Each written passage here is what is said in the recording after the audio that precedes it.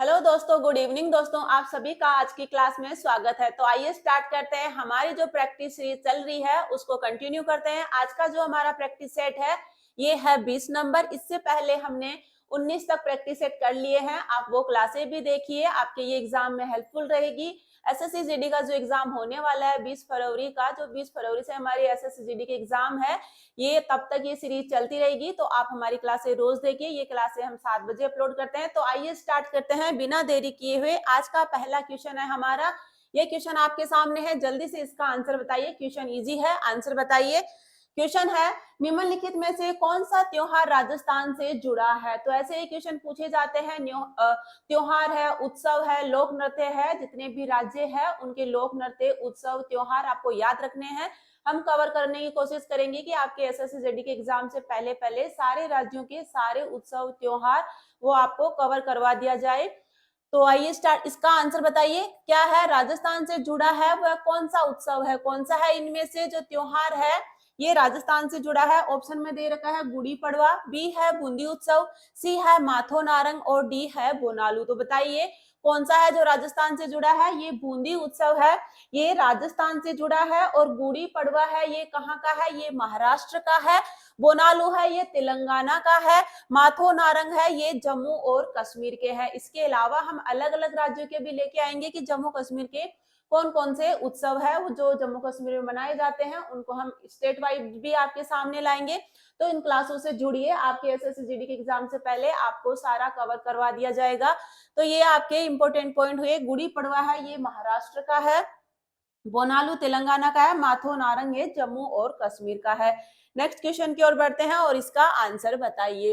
ये question important है, तो इसका आंसर बताइए जल्दी से। क्या है, निम्नलिखित में से किस राज्य की विधानसभा में 2 सदन है। तो कौन कौन से राज्यों में 2 सदन है ये बताइए। तो इनमें से कौन से राज्य में है जो 2 सदन है। एग्जाम में ऐसे भी पूछा जा सकता है कि कौन से राज्य में 2 सदन नहीं है। तो कितने राज्यों में है वो द्विसदनात्मक है। तो इसमें से कौन सा है, ये आंध्र प्रदेश है जहां पर 2 सदन है। कौन कौन से है, विधान परिषद और विधानसभा, यहाँ की 2 सदन है। कौन से होते हैं 2 सदन, विधान परिषद और विधानसभा होता है। इसके अलावा कौन कौन से राज्यों में है जो 2 सदन है। देखिए 6 राज्यों में है। आंध्र प्रदेश में है, महाराष्ट्र में है, उत्तर प्रदेश में है, कर्नाटक में है, बिहार में है और तेलंगाना में है। इन राज्यों में है कितने सदन है, 2 सदन होते हैं। कौन कौन से है, विधान परिषद और विधानसभा। इनके अलावा जितने भी राज्य है वहां पे 2 सदन नहीं है, वहां पर एक ही सदन है। तो ये 6 आपको याद रखने हैं, 6 को लिख लीजिए, इनको राइट डाउन कर लीजिए। ये आपके एग्जाम में ये क्वेश्चन जरूर बनेगा। एग्जाम में ये क्वेश्चन पूछा गया है, बहुत बार ये क्वेश्चन रिपीट हुआ है। तो कहां पर है 2 सदन, आंध्र प्रदेश में है। इसके अलावा महाराष्ट्र में, उत्तर प्रदेश में, कर्नाटक, बिहार और तेलंगाना में है। कहां पर है, ये 6 राज्यों में है। इसके अलावा इसका आंसर बताइए।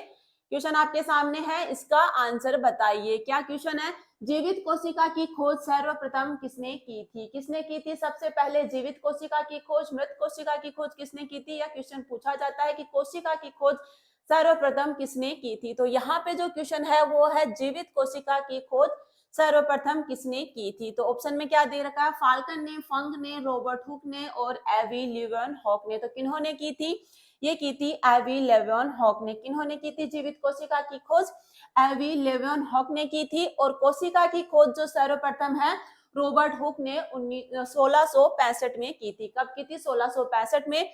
किसकी, कोशिका की खोज रॉबर्ट हुक ने की थी। इन्होंने कहां पर देखा था सबसे पहले, बोतल के कोर का अध्ययन करते समय उन्होंने जो कोर्क की मृत कोशिका को देखा था। कैसी कोशिका है, मृत कोशिका की इन्होंने खोज की थी। किसमें, बोतल के कोर्क का अध्ययन करते समय इन्होंने कोर्क की मृत कोशिका को देखा था। तो कोशिका की सर्वप्रथम खोज रॉबर्ट हुक ने की थी। जीवित कोशिका की सर्वप्रथम खोज एवी लेवन हॉक ने की थी। ये दोनों इंपॉर्टेंट है, कंफ्यूज नहीं होना है, ऐसे याद रखना इनको। एग्जाम में ये क्वेश्चन पूछा गया है। नेक्स्ट क्वेश्चन की ओर बढ़ते हैं और इसका आंसर बताइए। क्वेश्चन क्या दे रखा है, जनसंख्या, ये जो जनगणना है 2011 की, इससे बहुत सारे क्वेश्चन बनते हैं। आपकी हर शिफ्ट में एक क्वेश्चन जरूर देखने को मिलता है। जो लास्ट ईयर जो क्वेश्चन पूछा गया था वो ये क्वेश्चन था, देख लीजिए। भारत में 2011 की अंतिम जनगणना कितने चरणों में की गई थी। तो कितने चरणों में की गई थी, ये सेम क्वेश्चन था। तो ये 2 चरणों में की गई थी। इसके अलावा 2011 की जनगणना से जो इंपोर्टेंट पॉइंट बनते हैं वो कौन कौन से, ये भी पूछा गया था कि इसका क्रम कौन सा था। तो देश की 1872 से कौन सी जनगणना थी? ये 15वीं जनगणना थी। कब से? 1872 से। और आजादी के बाद से ये कौन से क्रम की थी? ये 7वें क्रम की थी। कब से? आजादी के बाद की 7वें क्रम की थी। ये दोनों क्वेश्चन शिफ्टों में पूछे गए थे। तो ये देश की 1872 से तो ये 15वीं जनगणना थी और आजादी के बाद से ये 7वीं थी। स्वतंत्र भारत की पहली जनगणना कब की गई थी? 1951 में की गई थी। कब की गई थी? 1951 में की गई थी। देखिए, भारत में पहली जनगणना कब हुई थी? 1872 में। किनके कार्यकाल में? लॉर्ड मेयो के कार्यकाल में। एग्जाम में पूछा गया क्वेश्चन है कि भारत में पहली जनगणना है वो कब की गई थी? 1872 में की गई थी। और कौन से वायसराय के कार्यकाल में हुई थी? ये लॉर्ड मेयो के कार्यकाल में जो भारत में पहली जनगणना की गई थी। और ये भी क्वेश्चन पूछा जाता है कि भारत में नियमित जनगणना की शुरुआत कब से हुई? तो ये 1881 में नियमित जनगणना की शुरुआत हुई थी। किनके कार्यकाल में? लॉर्ड रिपन के कार्यकाल में। सारे पॉइंट इंपोर्टेंट है, ये सारे क्वेश्चन पूछे गए हैं, आप इनको राइट डाउन कर लीजिए। एक एक पॉइंट इंपोर्टेंट है आपके एग्जाम की दृष्टि से। तो देश के जो सबसे पहले हैं 1872 में जनगणना की स्टार्ट होती है। और ये जो जनगणना थी 2011 की कौन सी थी? ये 15वीं जनगणना थी। कब से? 1872 से। और आजादी के बाद से ये 7वीं थी। और स्वतंत्र भारत की यानी आजादी के बाद में कब हुई थी? 1951 में ये जनगणना की गई थी। भारत में पहली जनगणना किसके कार्यकाल में की गई थी? लॉर्ड मेयो के कार्यकाल में 1872 में की गई थी। और नियमित जनगणना की शुरुआत कब से हुई थी? 1881 में। किसके कार्यकाल में? लॉर्ड रिपन के कार्यकाल में। सारे पॉइंट इंपोर्टेंट है, ऐसे ही क्वेश्चन एग्जाम में पूछे जाते हैं, तो आप इस सीरीज से जरूर जुड़िए, आपके एग्जाम में ये हेल्पफुल रहने वाली है। आपको बहुत से क्वेश्चन इसी में से देखने को मिल जाएंगे। तो नेक्स्ट क्वेश्चन है हमारा, सर्वेंट्स ऑफ इंडिया सोसाइटी के संस्थापक कौन है? तो बताइए इसके संस्थापक कौन है? संस्थापक से रिलेटेड क्वेश्चन पूछे जाते हैं तो हमने इस पे अलग से वीडियो बनाया हुआ है, उसमें भी जितने भी है उसमें हमने सारे कवर किए हैं, तो आप वो वीडियो जरूर देखिए। जितने भी समाज है, सभाएं हैं, उनकी स्थापना किनके द्वारा की गई थी, ऐसे करके एक क्लास बनाई हुई है, आप वहां जाके जरूर देखिए। प्लेलिस्ट में जाइए, हिस्ट्री में जाइए, वहां पर आपको सारे जो टॉपिक वाइज क्लासें हैं वहां पे अपलोड की हुई मिलेगी, तो आप वहां से जरूर देखिए। सारी आपकी एग्जाम के लिए हेल्पफुल रहने वाली है। हमने सारा उसमें कवर किया है, जितने भी संस्थाएं, सभाएं, उनके संस्थापक कौन है, सब कवर किया है, तो आप वो क्लास जरूर देखिए। तो इसका आंसर बताइए, सर्वेंट्स ऑफ इंडिया सोसाइटी के संस्थापक कौन थे? तो कौन थे? ये थे गोपाल कृष्ण गोखले। कौन थे सर्वेंट्स ऑफ इंडिया सोसाइटी के संस्थापक? गोपाल कृष्ण गोखले थे। इसके अलावा ये भी क्वेश्चन पूछा जाता है, प्रार्थना समाज के संस्थापक कौन थे, या प्रार्थना समाज की स्थापना किसने की थी? ये की थी एमजी रानाडा ने। कौन, किन्होंने की थी? एमजी रानाडा ने किसकी की थी? प्रार्थना समाज की स्थापना की थी। इसके अलावा सत्यशोधक समाज की स्थापना किन्होंने की थी? ये की थी ज्योतिबा फुले ने। किन्होंने की थी? या ज्योतिबा फुले ने किसकी स्थापना की थी? ये की थी सत्यशोधक समाज की। सारे इंपोर्टेंट है। और इनकी एक बुक है गुलामगिरी। पूछा जाता है कि गुलामगिरी है वो किनकी बुक है, किनके द्वारा लिखी गई है? ज्योतिबा फुले की ये बुक है। ये एग्जाम में बहुत बार रिपीट होती है। इसके अलावा ये भी देखिए, लाल कुर्ती दल या खुदाई खिदमतकार की स्थापना किसने की थी? ये खान अब्दुल गफ्फार खान है, वो इसके संस्थापक है, या इन्होंने इसकी स्थापना की थी। तो ये सारे पॉइंट इंपोर्टेंट है। ऐसे ही क्वेश्चन पूछे जाते हैं, ब्रह्म समाज, आर्य समाज, सारे उसमें वीडियो में हमने कवर किए हैं। आप वहां से सारे एक जगह देख लीजिए और राइट डाउन कर लीजिए, उनको लिख लीजिए, ताकि आपके एग्जाम में आपको वो वीडियो फिर से ना देखना पड़े, बस आपको अपने लिखे हुए नोट्स ही आपको देखने पड़े। तो ये सब आप लिख लीजिए एक जगह। प्रार्थना समाज के संस्थापक एमजी रनाडे, सत्यशोधक समाज की ज्योतिबा फुले, इनकी बुक है, इंपोर्टेंट है, गुलामगिरी। इसके अलावा लाल कुर्ती दल या खुदाई खिदमतकार के संस्थापक कौन है? खान अब्दुल गफ्फार खान है। सर्वेंट्स ऑफ इंडिया सोसाइटी के संस्थापक कौन है? गोपाल कृष्ण गोखले हैं। नेक्स्ट क्वेश्चन की ओर बढ़ते हैं, इसका आंसर बताइए। भारतीय थल सेना दिवस प्रत्येक वर्ष मनाया जाता है, तो किस दिन मनाया जाता है भारतीय थल सेना दिवस? 12 अगस्त को, 8 अक्टूबर को, 25 जनवरी को, या 15 जनवरी को? तो भारतीय थल सेना दिवस है, ये कब मनाया जाता है? तो ये मनाया जाता है 15 जनवरी को। कब मनाया जाता है? 15 जनवरी को मनाया जाता है। इसके अलावा और ऑप्शन देख लीजिए, 8 जनवरी को है वो क्या मनाया जाता है? राष्ट्रीय वायु सेना दिवस। कब मनाया जाता है? 8 अक्टूबर को मनाया जाता है राष्ट्रीय वायु सेना दिवस।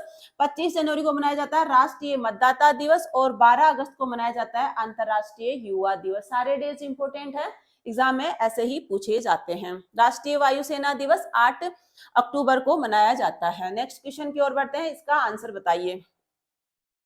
संविधान के किस अनुच्छेद में अस्पृश्यता का अंत के बारे में बताया गया है? तो किस में बताया गया है अस्पृश्यता के अंत के बारे में? ऑप्शन में दे रखा है अनुच्छेद 19, अनुच्छेद 18, अनुच्छेद 16, अनुच्छेद 17। तो अस्पृश्यता का अंत है वो किस अनुच्छेद में है? तो किसमें है अस्पृश्यता का अंत? ये है अनुच्छेद 17 में। किसमें है? अनुच्छेद 17 जो है अस्पृश्यता के अंत से संबंधित है। इसके अलावा अनुच्छेद 19 है वो किससे संबंधित है? ऐसे ही क्वेश्चन पूछे जाते हैं। अनुच्छेद सारे आपको याद करने हैं, एक एक करके हम भी कवर करवाएंगे। तो देखिए अनुच्छेद 19 है, उसमें क्या लिखा है? भाषण और अभिव्यक्ति की स्वतंत्रता। कौन से में है? भाषण और अभिव्यक्ति की स्वतंत्रता है वो किस अनुच्छेद में है? ये है अनुच्छेद 19 में। किस में है? अनुच्छेद 19 में है। अनुच्छेद 18 में क्या है? उपाधियों का अंत है, या उपाधियों के अंत से संबंधित जो अनुच्छेद है वह कौन से है? 18वां अनुच्छेद है। इसके अलावा अनुच्छेद 16 है, ये किससे संबंधित है? सार्वजनिक रोजगार के मामले में अवसर की समानता। अवसर की समानता से संबंधित कौन सा अनुच्छेद है? ये है अनुच्छेद 16। सारे अनुच्छेद इंपोर्टेंट है, जितने भी इंपोर्टेंट अनुच्छेद है या जो एग्जाम में बार बार पूछे जाते हैं, रिपीट होते हैं, उनको हम कवर करवाएंगे। ये इंपोर्टेंट है इस क्वेश्चन में। देख लीजिए अनुच्छेद 19 है भाषण और अभिव्यक्ति की स्वतंत्रता, ऐसे ही क्वेश्चन पूछे जाते हैं। अनुच्छेद 18 उपाधियों के अंत से संबंधित कौन सा अनुच्छेद है? अनुच्छेद 18 है। अनुच्छेद 16 में किसके बारे में है? सार्वजनिक रोजगार के मामलों में अवसर की समानता, इससे संबंधित जो अनुच्छेद है वह है अनुच्छेद 16। तो ये क्वेश्चन हो गया होगा क्लियर, लिख लीजिए इनको। नेक्स्ट क्वेश्चन की ओर बढ़ते हैं, इसका आंसर बताइए। ये क्वेश्चन बहुत बार रिपीट हुआ है, इंपॉर्टेंट है, ये सभी परीक्षा में पूछा जाने वाला क्वेश्चन है। निम्नलिखित में से किस मौर्य शासक ने 261 ईसा पूर्व में कलिंग युद्ध लड़ा था? तो कलिंग युद्ध है वो कब लड़ा गया था? एग्जाम में पूछा जाता है, डेट भी सन भी। तो कलिंग युद्ध है वो कब हुआ था? ये हुआ था 261 ईसा पूर्व में। किन के बीच में हुआ था ये भी बताना है। तो किन के बीच में हुआ था कलिंग युद्ध? तो ये इसमें मौर्य शासक कौन था? ये अशोक था। कौन था? अशोक जो है मौर्य शासक था। इसके अलावा कौन था? किन किन के बीच में हुआ था? देख लीजिए, कलिंग युद्ध है सम्राट अशोक के शासनकाल के तहत मौर्य साम्राज्य और कलिंग के जो राजा थे कौन थे? अनंत पद्मनाभन के बीच में ये लड़ा गया था। कब? 261 ईसा पूर्व में। और कलिंग कहाँ है वर्तमान में? ओडिशा राज्य में है। ये इससे इंपोर्टेंट पॉइंट हुआ। डेट याद रखनी है, किन किन के बीच में ये लड़ा गया था, ये भी इंपोर्टेंट 2 पॉइंट हुए इसके। ऐसे ही क्वेश्चन पूछा जाता है एग्जाम में। नेक्स्ट क्वेश्चन की ओर बढ़ते हैं। जितने भी युद्ध है आपको वो सारे याद होने चाहिए, एकदम जवानी कैसे ही पूछ ले आपको सारा याद होना चाहिए। किसकी विजय होती है, किन किन के बीच में हुआ, कब कब ये लड़ा गया था, उस पर भी हमने एक अलग से वीडियो बनाई गई है। आप हिस्ट्री की प्लेलिस्ट में जाइए, चैनल में जाइए, यूट्यूब चैनल के, उसमें प्लेलिस्ट खोलिए और उसमें हिस्ट्री की प्लेलिस्ट देखिए। उसमें हमने सारे हिस्ट्री के पॉइंट जो टॉपिक वाइज है क्लियर करवाए हैं। उसमें सारे वीडियो हमने डाले हैं, क्लासें डाली है। तो जो युद्ध से संबंधित जितनी भी है भारतीय इतिहास की जितनी भी लड़ाइयां और युद्ध है, ऐसे करके वीडियो अपलोड किया है। उस वीडियो में आपको जितने भी युद्ध हुए हैं इतिहास के सारे मिलेंगे। उसमें सारे पॉइंट है, किन किन के बीच में हुआ है, कब हुआ है, किसकी इसमें विजय होती है, और भी कोई इंपॉर्टेंट पॉइंट है तो वो हमने उसमें क्लियर करवाया है। आप वो क्लास जरूर देखिए और उस वीडियो का लिंक है हम डिस्क्रिप्शन में डाल देंगे, आप वहां से भी देख सकते हो। नेक्स्ट क्वेश्चन की ओर बढ़ते हैं। क्वेश्चन का आंसर बताइए। क्वेश्चन है, क्वासियोर को रोग निम्नलिखित में से किसकी कमी के कारण होता है? तो किसकी कमी के कारण कौन सा रोग होता है? ऐसे क्वेश्चन भी बनते हैं एग्जाम में। तो इसका आंसर बताइए। क्वासियोर को रोग है वो किसकी कमी के कारण होता है? ऑप्शन में दे रखा है आयरन की कमी के कारण, बी है प्रोटीन की कमी के कारण, सी है कैल्शियम की कमी के कारण, और डी है विटामिन ए की कमी के कारण। तो क्वासियोर को रोग है वो किसके की कमी के कारण होता है? ये प्रोटीन की कमी के कारण होता है। कौन सा है? क्वासियोर को रोग है प्रोटीन की कमी के कारण होता है। इसके अलावा आयरन की कमी के कारण कौन सा रोग होता है? एनीमिया रोग जो है आयरन की कमी के कारण होता है। और विटामिन ए की कमी के कारण कौन सा होता है? रतौंधी होता है। और कैल्शियम की कमी के कारण क्या होता है? हड्डियों के रोग जो है कैल्शियम की कमी के कारण होता है। नेक्स्ट क्वेश्चन की ओर बढ़ते हैं। आंसर बताइए जल्दी से। जितने भी नारे हैं उन पे भी अलग से क्लास बनाई हुई है। आप हिस्ट्री की प्लेलिस्ट में जाइए, आपको वहां पे सारे टॉपिक वाइज क्लासें मिलेगी हिस्ट्री की। सारे इसी में जो भी क्वेश्चन बनाते हैं वो उन्हीं क्लासों से है, तो आप वो क्लासेस जरूर देखिए। तो क्वेश्चन है हमारा, स्वराज मेरा जन्मसिद्ध अधिकार है और मैं इसे लेकर रहूंगा, निम्न में से ये नारा किसने दिया? तो ये नारा किसने दिया है? देखिए ऑप्शन में दे रखा है, अंबिका चरण मजूमदार ने, लोकमान्य बाल गंगाधर तिलक ने, या महात्मा गांधी, या भगत सिंह। तो किन्होंने दिया था? स्वराज मेरा जन्मसिद्ध अधिकार है और मैं इसे लेकर रहूंगा, ये नारा दिया था लोकमान्य बाल गंगाधर तिलक जी के द्वारा, ये नारा दिया गया था। नेक्स्ट क्वेश्चन की ओर बढ़ते हैं, इसका आंसर बताइए। इसका आंसर तो दे दिया है, जिस समय 1761 में पानीपत की तीसरी लड़ाई में अहमद शाह अब्दाली ने मराठों को हराया, उस समय दिल्ली का शासक कौन था? तो देखिए पानीपत कौन सा है? 1761 में पानीपत की तीसरी लड़ाई कब होती है? पानीपत की तीसरी लड़ाई ये 1761 में होती है। किनके बीच में होती है? तो देखिए अहमद शाह अब्दाली और मराठों के बीच में ये लड़ाई होती है। किनकी हार होती है? मराठों की इसमें हार होती है, अहमद शाह अब्दाली को इसमें जीत होती है। ये क्वेश्चन देखिए, इसमें कितने सारे क्वेश्चन है। पानीपत की तीसरी लड़ाई 1761 में हुई, किन किन के बीच हुई? अहमद शाह अब्दाली और मराठों के बीच में हुई। मराठों की हार होती है, अहमद शाह अब्दाली इसमें जीतता है। लेकिन क्वेश्चन क्या बना है कि उस समय दिल्ली का शासक कौन था? तो कौन था दिल्ली का शासक? ये शाह आलम द्वितीय था। कौन था? शाह आलम द्वितीय था। तो इस क्वेश्चन से कितने सारे क्वेश्चन बने हैं? देखिए ऐसे ही क्वेश्चन एग्जाम में पूछे जाते हैं, तो आपको सारे याद रखने हैं। नेक्स्ट क्वेश्चन की ओर बढ़ते हैं, इसका आंसर बताइए।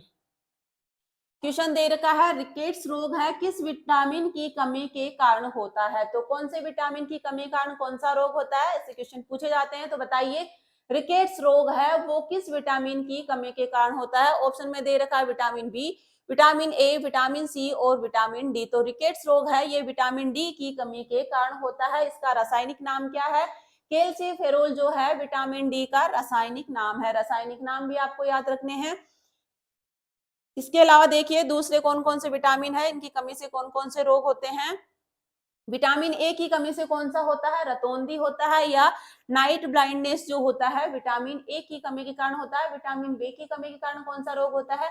बेरी बेरी रोग होता है। और विटामिन सी की कमी से कौन सा है? स्कर्वी रोग होता है। तो ये इंपॉर्टेंट है, इससे विटामिन ए से, बी से और सी से कौन कौन से रोग होते हैं देख लीजिए। विटामिन डी से है, उसकी कमी से कौन सा होता है? रिकेट्स रोग होता है। विटामिन ए की कमी से रतौंधी होता है, बी की कमी से बेरी बेरी होता है, सी की कमी से स्क्रवी रोग होता है। याद रखना इनको, ऐसे ही क्वेश्चन पूछे जाते हैं। नेक्स्ट क्वेश्चन है, इंपॉर्टेंट क्वेश्चन है, जल्दी से इसका आंसर बताइए। इसका आंसर आप सबको पता है, जल्दी जल्दी कमेंट करके बताइए। क्वेश्चन में दे रखा है, पंजाब का कौन सा लोक नृत्य मुख्यतः महिलाओं द्वारा किया जाने वाला नृत्य है? तो पंजाब का ऐसा कौन सा नृत्य है जो महिलाओं के द्वारा किया जाने वाला नृत्य है? ऑप्शन में दे रखा है ज्वारा, चरकुला, फुगड़ी और गिद्दा। तो पंजाब का कौन सा नृत्य है जो महिलाओं द्वारा होता है? ये गिद्दा है, ये महिलाओं के द्वारा किया जाता है। इसके अलावा जो देखिए ऑप्शन में दे रखे हैं ज्वारा लोक नृत्य, ये कहाँ का है? ये मध्य प्रदेश का है। कहाँ का है ज्वारा लोक नृत्य? मध्य प्रदेश का है। चरकुला है ये उत्तर प्रदेश का है। फुगड़ी जो है ये कहाँ का है? फुगड़ी जो है महाराष्ट्र और गोवा का एक लोक नृत्य है जो कोंकण क्षेत्र में महिलाओं द्वारा किया जाता है। किनके द्वारा किया जाता है? महिलाओं के द्वारा किया जाता है। ये भी फुगड़ी भी। चरकुला है ये उत्तर प्रदेश का, इंपोर्टेंट है, ये वेरी वेरी इंपोर्टेंट एग्जाम में पूछा गया है। ज्वारा लोक नृत्य है ये मध्य प्रदेश का है। नेक्स्ट क्वेश्चन की ओर बढ़ते हैं, इसका आंसर बताइए। क्या दे रखा है क्वेश्चन में? महात्मा गांधी राष्ट्रीय ग्रामीण रोजगार गारंटी अधिनियम के अनुसार प्रस्तावित नौकरियों का कितना भाग महिलाओं के लिए आरक्षित किया गया है? तो कितना किया गया है महिलाओं के लिए आरक्षित? तो इसका आंसर क्या होगा? ये किया गया है 1/3 भाग। कितना? 1/3 भाग जो है महिलाओं के लिए आरक्षित किया गया है नौकरियों का। तो ये इंपॉर्टेंट क्वेश्चन है, ये ऐसे ही क्वेश्चन पूछा गया था। नेक्स्ट क्वेश्चन की ओर बढ़ते हैं और इसका आंसर बताइए। क्वेश्चन में दे रखा है, लोकसभा के अध्यक्ष को कौन चुनता है? तो लोकसभा अध्यक्ष है वो किसके द्वारा चुना जाता है? तो ऑप्शन में क्या दे रखा है? केवल सत्ताधारी दल के लोकसभा के सदस्य, बी है लोकसभा के सभी सदस्यों के द्वारा, सी है भारत के राष्ट्रपति के द्वारा, और डी है प्रधानमंत्री और उनकी कैबिनेट के द्वारा। तो लोकसभा का जो अध्यक्ष है वो किसके द्वारा चुना जाता है? ये चुना जाता है लोकसभा के सभी सदस्यों के द्वारा। जो लोकसभा का अध्यक्ष है वर्तमान में वह कौन है? ये है श्री ओम बिरला जी है, वो वर्तमान में लोकसभा के अध्यक्ष है। और सदन की अधिकतम सदस्य संख्या है वो कितनी होनी चाहिए, ये 550 होगी। कितनी होगी, अधिकतम जो है कितनी होगी, 550 होगी। और वर्तमान में कितनी है, अभी वर्तमान ये देखिए 530 है, वो कौन है, ये सदस्य राज्यों का प्रतिनिधित्व करेंगे। 550 में से 530 है वो राज्यों का प्रतिनिधित्व करेंगे और 20 सदस्य है वो संघ शासित प्रदेशों का प्रतिनिधित्व करेंगे। कितने का, संघ शासित प्रदेशों का प्रतिनिधित्व करेंगे। और वर्तमान में है जो लोकसभा के सदस्यों की संख्या कितनी है, ये 543 है। कितने हैं वर्तमान में, 543 है। 550 अधिकतम होनी चाहिए, जिसमें से 530 है वो कहाँ के होते हैं, ये राज्यों का प्रतिनिधित्व करेंगे और 20 सदस्य है वो यूटीज का प्रतिनिधित्व करेंगे। और वर्तमान में कितने हैं, 543 है। और राज्यसभा के सदस्यों की संख्या कितनी होती है, ये भी पूछे जाते हैं एग्जाम में। राज्यसभा के सदस्यों की संख्या कितनी होती है, ये होती है 245। कितनी है राज्यसभा के सदस्यों की संख्या, 245 है। तो ये इंपॉर्टेंट क्वेश्चन हुए आज के। आपने इसमें से कितने क्वेश्चन सही किए हैं, 16 क्वेश्चन में से आपने कितने करेक्ट किए हैं, करेक्ट कमेंट करके जरूर बताइए। आपको ये क्लास कैसी लगी है, क्लासों से जुड़िए, ये आपके एग्जाम में हेल्प करेगी। और क्लास को लास्ट तक देखने के लिए धन्यवाद। क्लासों से जुड़िए, मिलते हैं कल की क्लास में, तब तक के लिए थैंक यू।